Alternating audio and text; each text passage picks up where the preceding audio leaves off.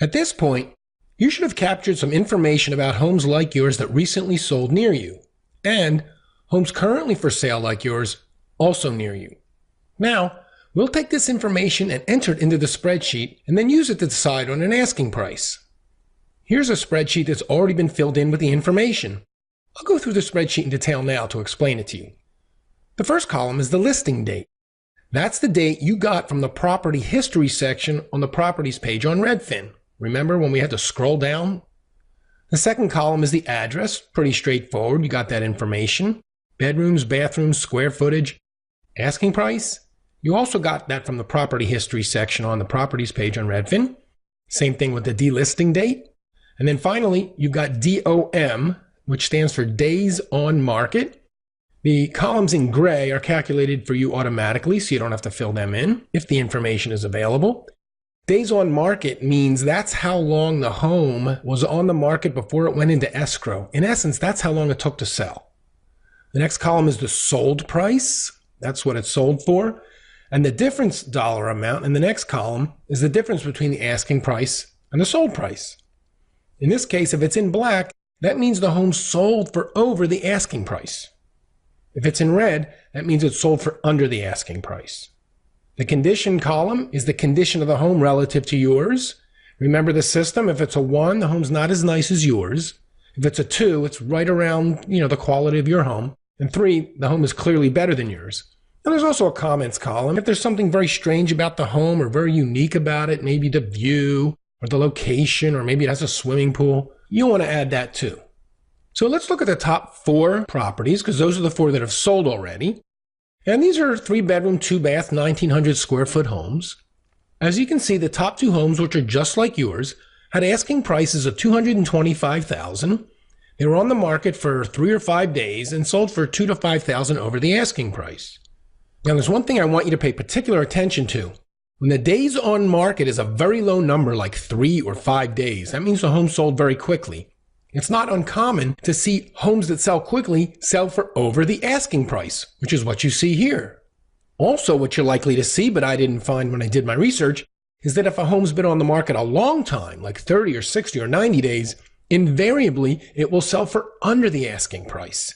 And you'll see the difference price come up in red. Because they sold so quickly, I can infer from that that these homes were priced properly. We want to take that as a clue as how to handle your home. And these are conditioned too, so these are homes very much like yours. The next home down had an asking price of $209,000. It also sold quickly for about $2,000 over the asking price, but that home's not as nice as yours. So you can probably price your home above that. And then the fourth one has an asking price of $229,000. It also sold quickly, which means it was priced properly, for $10,000 over the asking price. But that home's a little bit nicer than yours. So an asking price of $229,000 is probably a little too high for your home. Now pay attention. One of the homes with a 2 next to it sold for $230,000, but that doesn't mean that was the asking price. You got the $230,000 because the asking price was $225,000. You don't want to price it at $230,000. If you want to get $230,000, you want to price it at $225,000. So this looks like a good asking price for your home is in the $225,000 range. It can definitely be above $209,000, but it should definitely be below $229,000. Now, let's drop down to the last 2 homes. These are the homes that are for sale. So obviously there's no delisting date and there's no sold price.